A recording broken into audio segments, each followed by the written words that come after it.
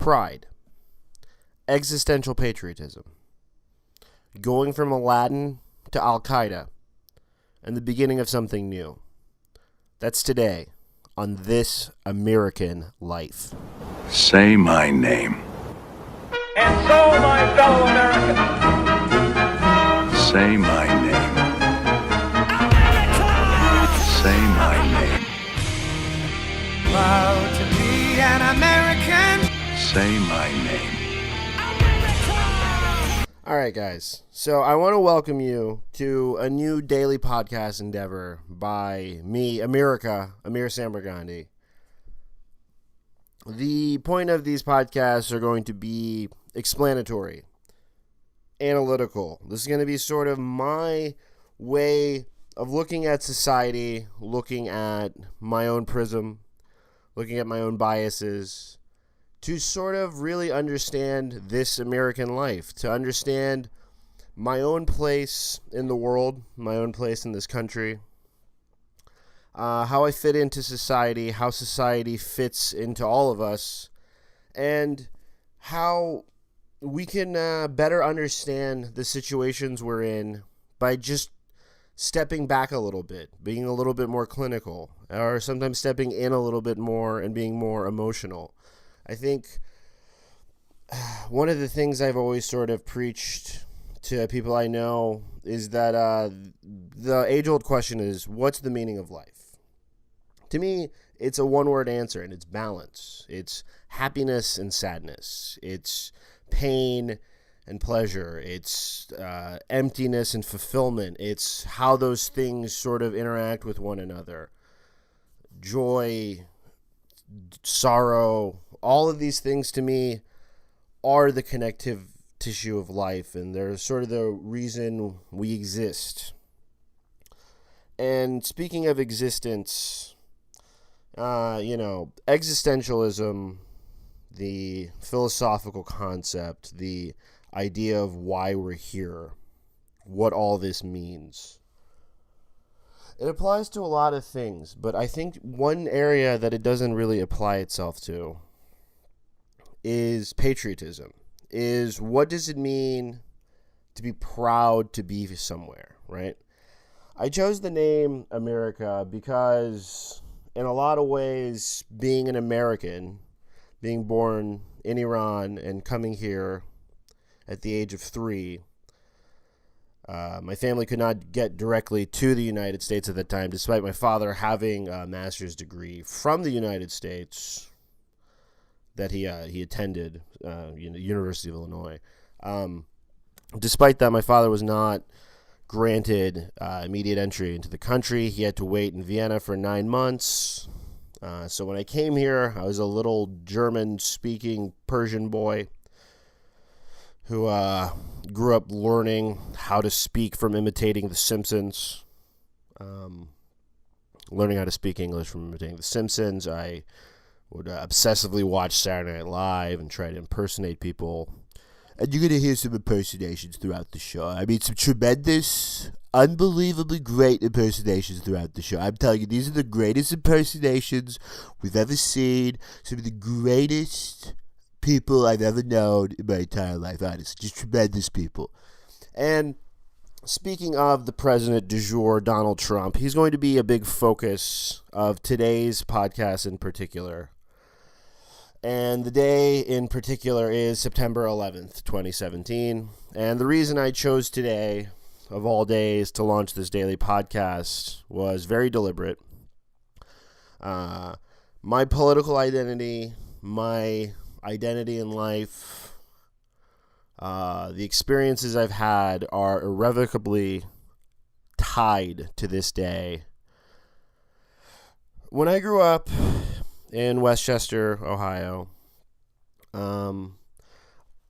it was not the diverse place it is now. When I go to a grocery store now, where I grew up, I've lived in the same place all of my quarter century of life. I went to the grocery store when I was 8, and I remember being with my mother and father and really feeling so different from everyone there. Everyone else was white. Everyone else was buying junk food and hot dogs and processed stuff. And I had like a fetish for that stuff when I was a kid because my parents would only buy like lean meat and vegetables and rice. And we had a very sort of regimented diet, which has oddly enough sort of vacuum flipped culturally now where we're at, where people are so health conscious in spite of the lifelong bludgeoning of processed manufactured food into our gullets.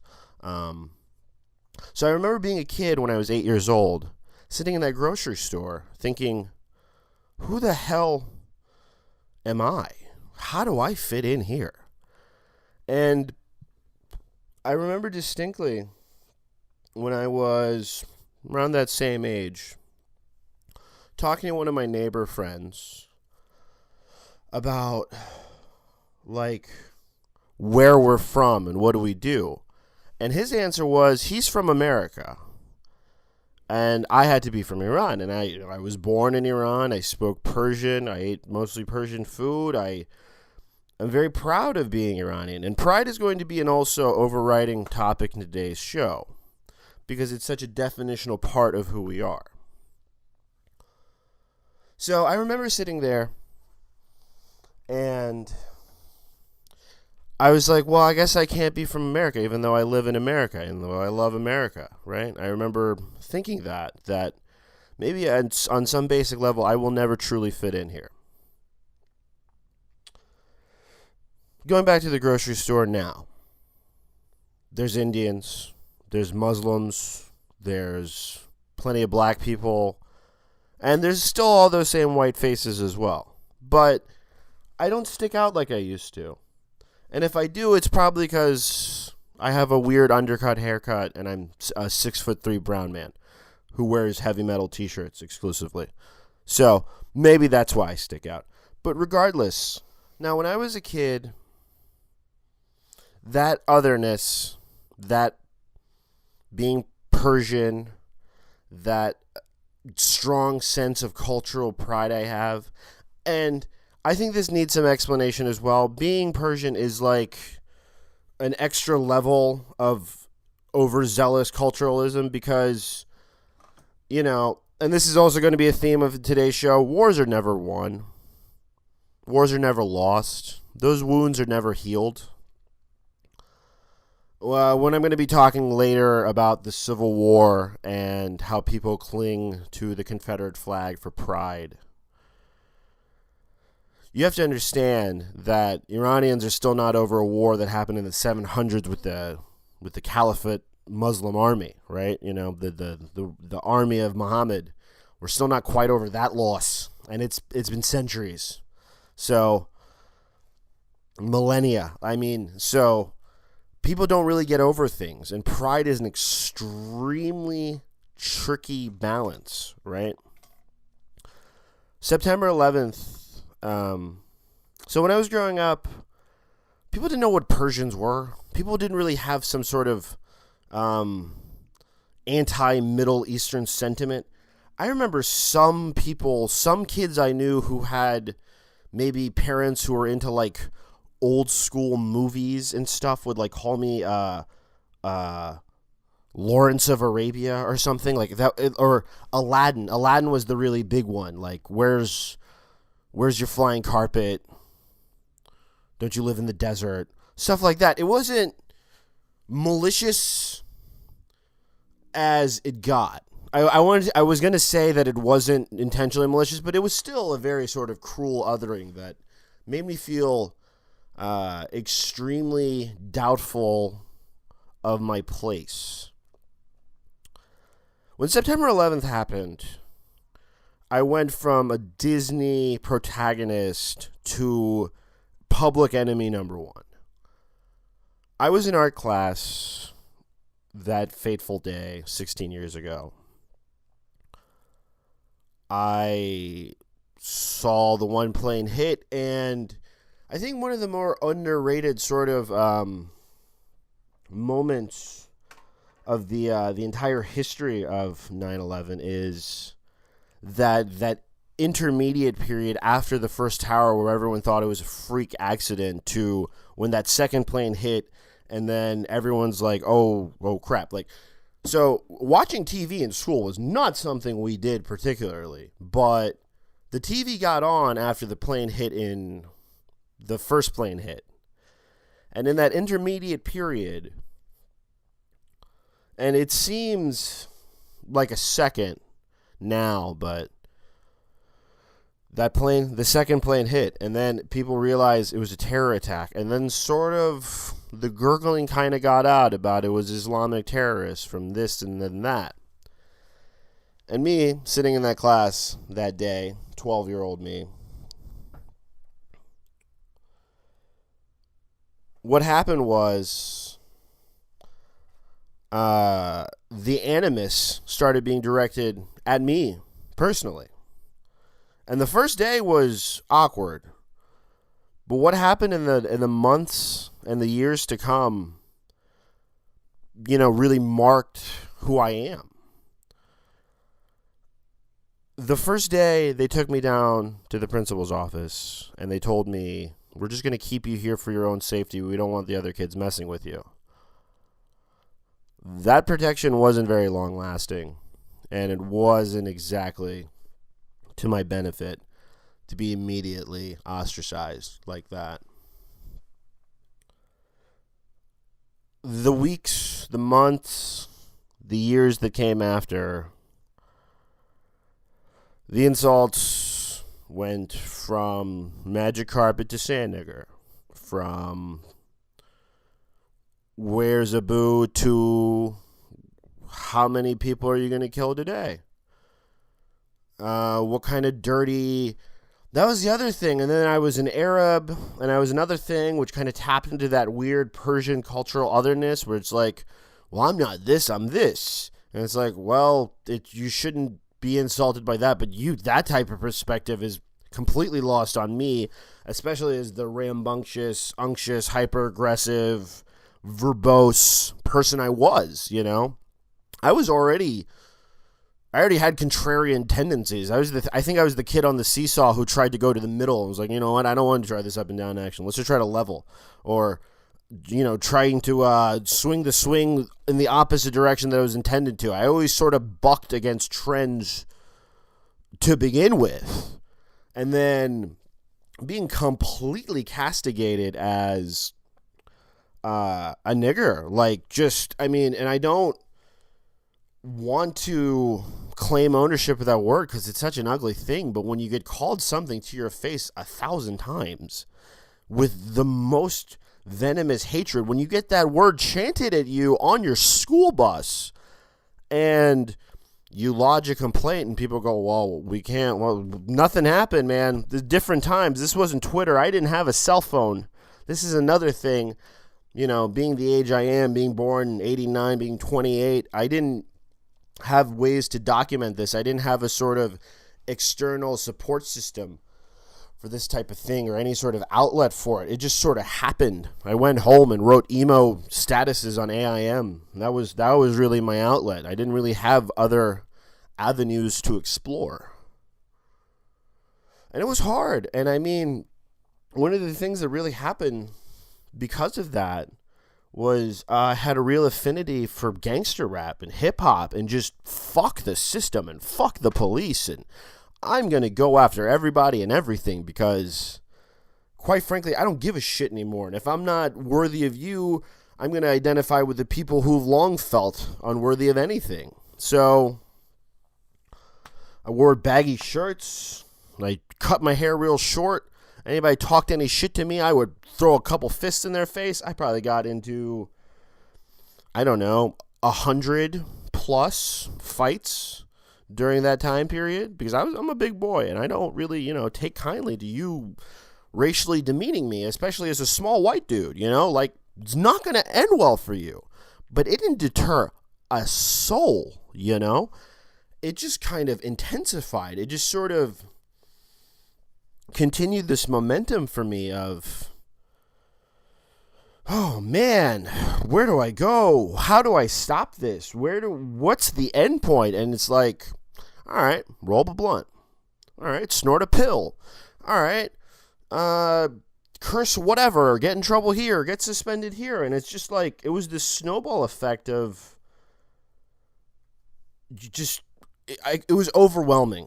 The jadedness I felt, the isolation that occurred, and I'll take some ownership of it. Like I said, my own contrarian nature fueled it, but I really was in a position where there was me and probably like 5 other ethnic kids, including black kids, at the school that I went to.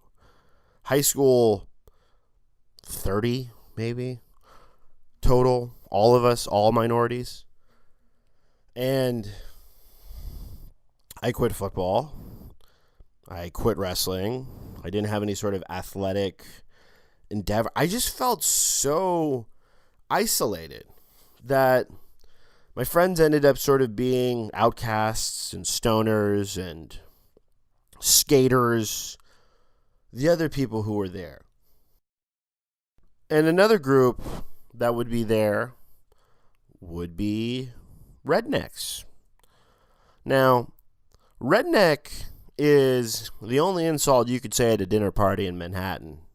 The only slur you could say openly in public that no one's going to get offended by. And Ta-Nehisi Coates, a brilliant writer for The Atlantic, broke it down in this article recently. I'll provide a link in the bio for this podcast. That the reason for this is because America is fundamentally built on 2 groups, the labor and sweat of 2 groups. The white working class servants and the black working class slaves. Now, the massive distinction there is the dignity and pride afforded. One thing he touched on that I think he didn't really expound enough on was how, and that article was incredibly lengthy and fantastic, and I really recommend it for everybody to really understand sort of the racial animus in this country and some of the true points of origin of it. So, one thing he didn't really expand on enough, I think, was the notion of pride. Now, the kids that I hung out with were all white because where I grew up, all the people were white. I had other friends from my gangster skedaddlings, but I would say the majority of my life, the most people, percentage-wise that I've had as friends have been white people. And what ends up happening a whole lot, is that people feel some sort of rightful shame, guilt, acknowledgement, or animus towards the sins of the father, the fruit of white supremacy, the thing that this country was built on a very large level. America was built on a fundamental lie, and the fundamental lie plays out 2 ways. The first way is this: that white men have dominated this country since its inception. The other is that ideally, this is a country built for the freedom and inclusion of all. Now, these ideas are not necessarily that distinct into the sense that they're hypocrisy. For white men in this country, for the downtrodden rejects of European nobility, equality and dominance for the white man is its own form of unilateralism, of egalitarianism, of both divergent and seemingly off in this society of German, Irish, English, Polish, French rejects, of people who could not make it ostensibly in Europe, who sought a better life, a chance anew, whatever the phraseology, whatever the terminology, however you want to sort of spin it, what ended up happening was Europe's lessers, Europe's others, formed a new society. And in this new society, the greatest thing you could be was white. And the most unifying thing you could be was white. And the evilest thing you could be was white. Because if you're not a native, if you're not a black, you had something to tie you together. You had some link that bonded you beyond your disparate European backgrounds. Now, I talk to some of my white friends, and I ask them, what's your lineage? And they'll tell me I'm, Scottish, Greek, Italian, blah, blah, blah. The thing I don't understand is what happened? Did white people's ancestors get off the boat and all have some giant intermixed European orgy? Because that's kind of how it played out. Because if you look at these lineages, they're so inclusive, the white mutt of America, And the thing of it is, there is no culture attached to it because it was a bleaching. There is no speaking of German in the home. There's no Italian. Now, Italian may be the exception. Italians have retained some of that pride. And that is as linked to Italians being sort of othered from Europe because of the Moorish invasion and a famous scene in True Romance. So that kind of othering was its own thing, and that sort of ethnic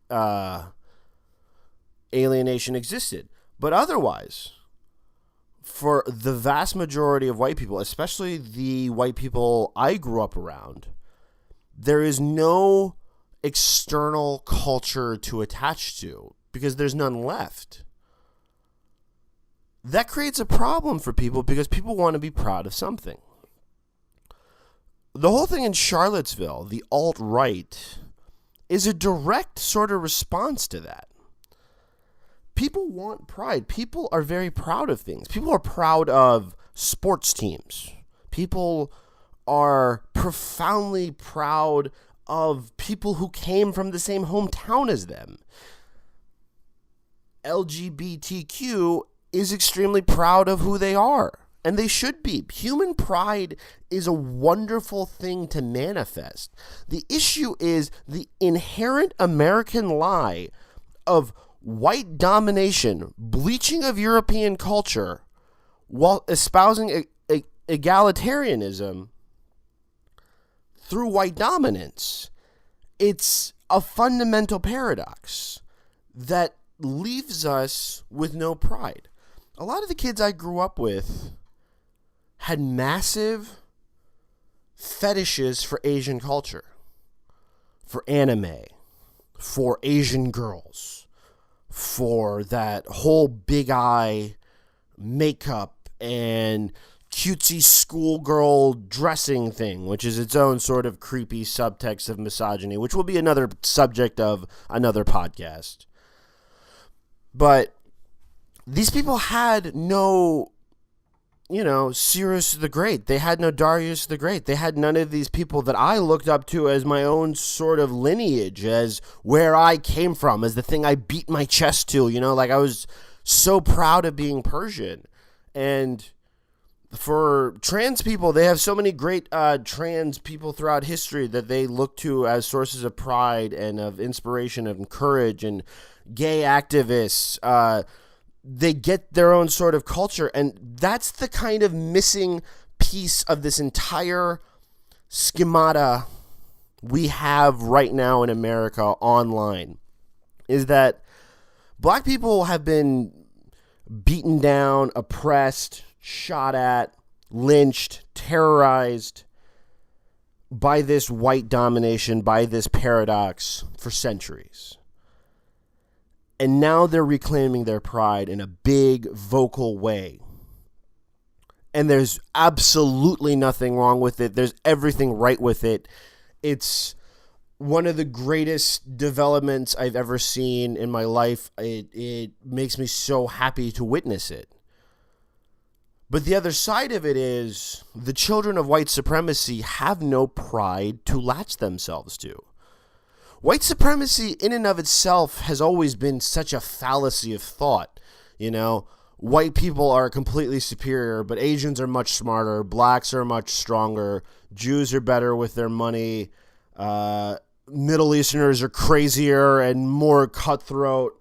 Like, what's the answer? I don't really understand what the answer is when it's all based on stereotypes and hatred that are, based out of some sort of fear.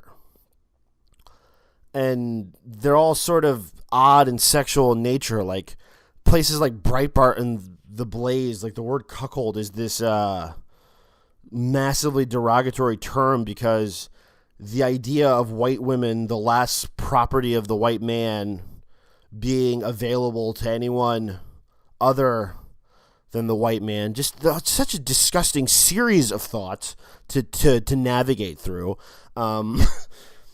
It's a very strange thing that manifests itself in this logical fallacy of, well, we need black labor and cheap Mexican labor and all these other sort of things to build everything we have, but it's ours and it's all ours. I don't really understand it. I don't think anyone truly does. I think even for, the Stormfront intellectual, whatever the hell that could possibly mean, even for them, the whole notion of whiteness is a very slippery and difficult thing to navigate, other than, well, white is right and we won and etc. I don't know. So understanding white supremacy as logical is not necessary. What is necessary to understand is why pride is such an important part of this equation and why this fundamental bullshit premise is so hard to have pride for, right?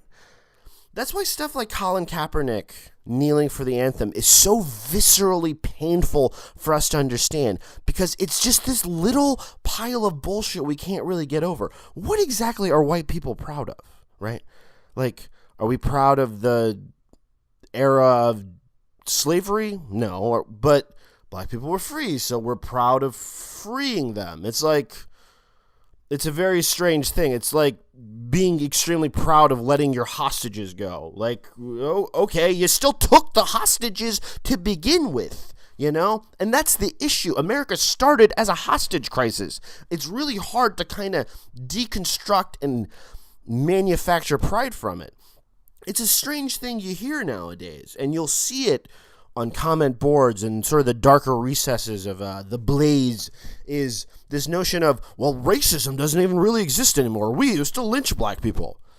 So you're happy to go from anonymous racist bullying from, actual literal terrorism and wanton murder? Like, it's so, and the issue is, and this is also true, none of the white people alive did any of those acts, but they are directly beneficiaries of them.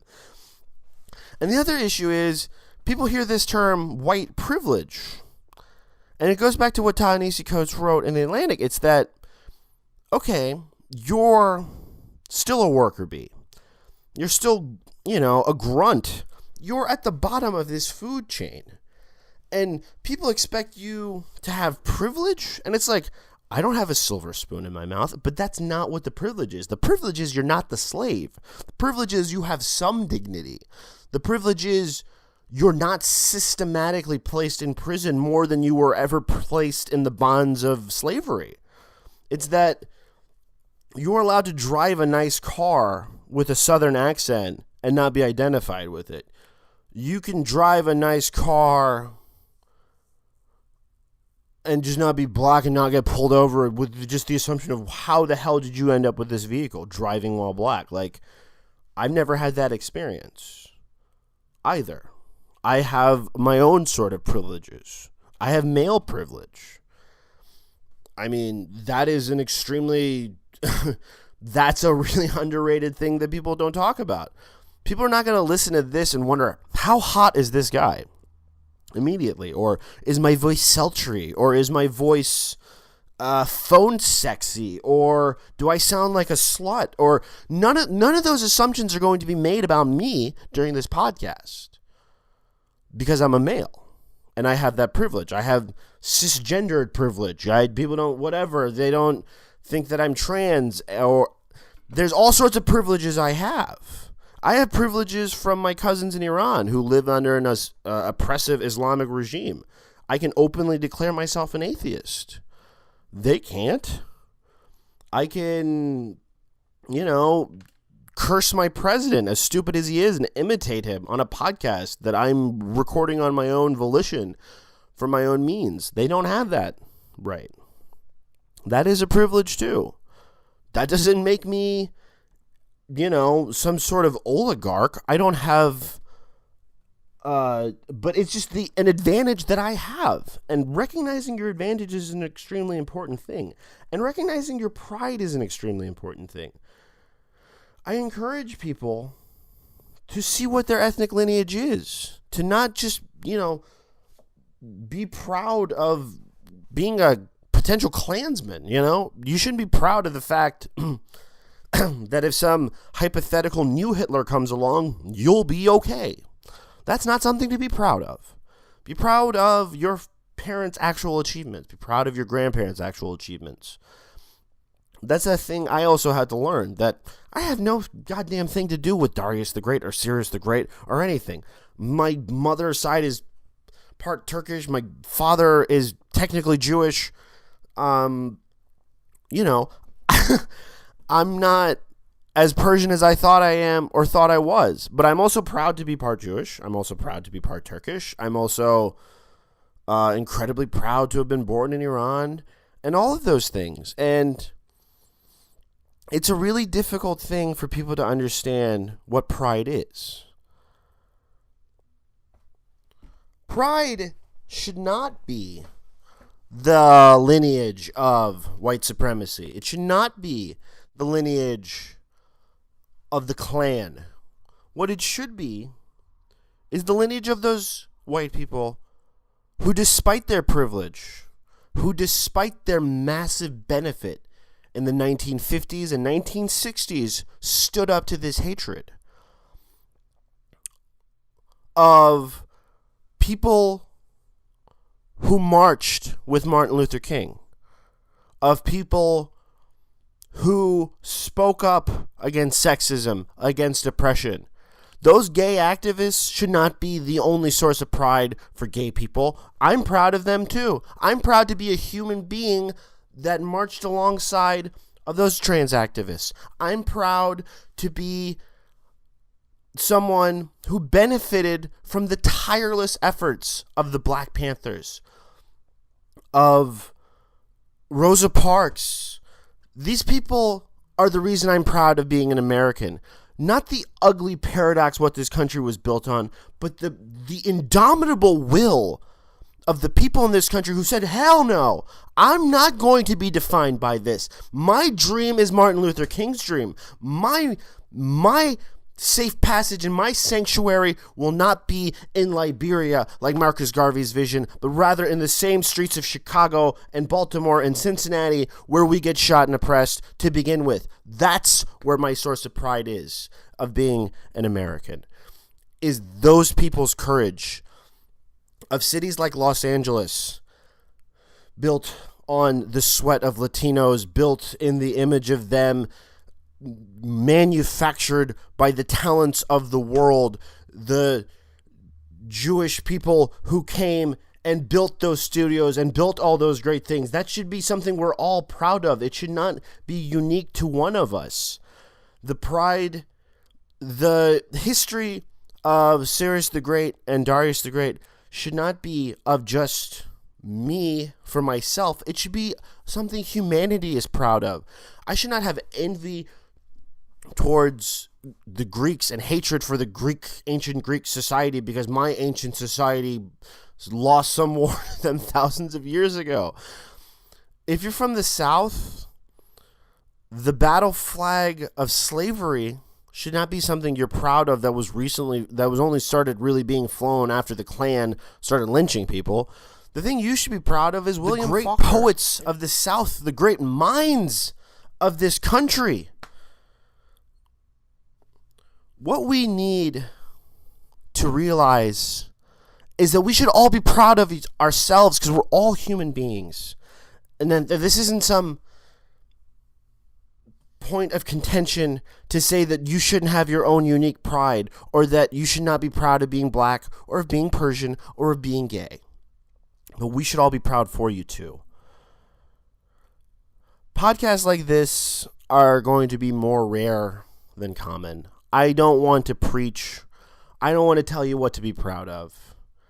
But on one of the darkest anniversaries of my life, one of the days where I questioned and cried and fought and bled, fighting those who targeted me for something I never did, for not even being the right ethnicity or religion or anything. But you know what? I will never not be proud to be an American. I will never respond otherwise when asked, where am I from? Because my cultural legacy, my belief system is with all of those who fought against the original lie, who corrected the original sin in whatever way they could, in whatever minor fix we all can, because it's not over yet and ain't nothing fixed. And we haven't even gotten to Donald Trump yet. That's for another time. For today, I just want to say to all of you, be proud of something real. Be proud of something legitimate. I'm not proud of how I was born, but I am proud of what I believe, of what has been instilled in me, and the message I want to send to other people. Podcasts like this one today, I don't want to do them every day. I don't want to get on a high horse and preach to you about pride, about America, about waving the flag. I want to have fun. I want to be thoughtful, playful, goofy.